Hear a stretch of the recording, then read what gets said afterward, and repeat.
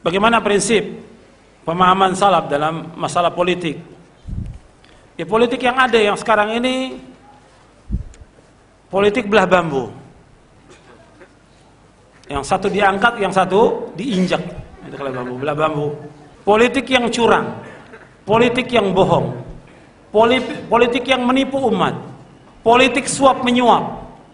Kalau seperti ini, apakah pantas kita untuk masuk ke tempat itu? Jadi harus perhatikan, yang ada ini gimana politik yang ada? Politik yang curang, politik saling menjatuhkan, politik saling membuka aib, saling suap menyuap, dan yang lainnya. Apa pantas untuk masuk ke dalam tempat yang seperti itu? Justru dia harus menghindar. Itu yang pertama. Yang kedua, kalau seandainya pun dibenarkan masuk politik, siapa orangnya? Orangnya siapa?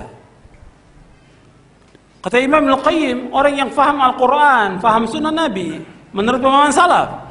Yang kata Syekh Abdul Malik Ramadan Al-Jazairi dalam kitabnya beliau, Madarikun Nazar, kata beliau bahwa yang masuk ke politik ini adalah orang-orang yang faham Quran, sunnah, dan pemahaman salafus saleh. Tapi kalau kita lihat sekarang ini gimana?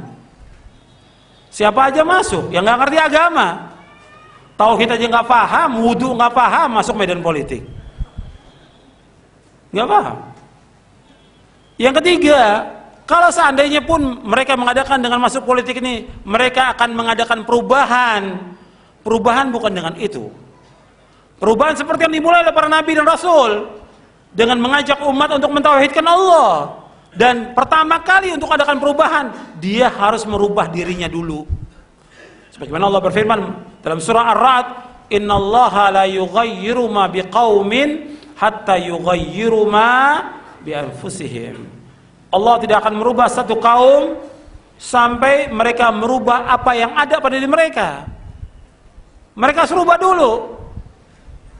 Mereka akidahnya harus rubah dulu dirinya, keluarganya, akhlaknya. Mereka belajar tentang Islam. Jangan mereka mengatakan, "Oh, saya ingin merubah." Bukan mereka merubah, mereka yang dirubah. Bukan jadi baik, jadi rusak. Dulu sebelum dia masuk partai, Masya Allah, jenggot, tidak isbal, rajin sholat berjamaah, rajin ngaji. Begitu masuk partai medan politik, rusak dia. Cukur jenggot, sholat berjamaah sudah jarang, pakaiannya juga Masya Allah sudah nggak kelihatan sebagai thalibul ilm. Belum yang lain yang dilakukan lagi.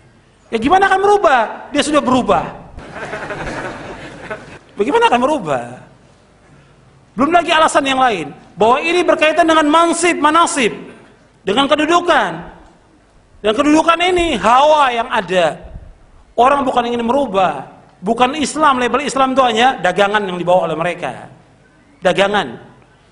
Kalau mereka ingin merubah, ya mereka tidak mencari kedudukan. Yang mereka cari kedudukan. Kalau sudah dapat kursi, sudah ditinggalkan semuanya, masa lama. Yang dicari kursi, bukan untuk membela Islam, bukan. Yang cari kursi. Antum lihat sahabat Abu Dzar Al-Ghifari radhiyallahu anhu arda, ketika minta kedudukan apa kata Nabi?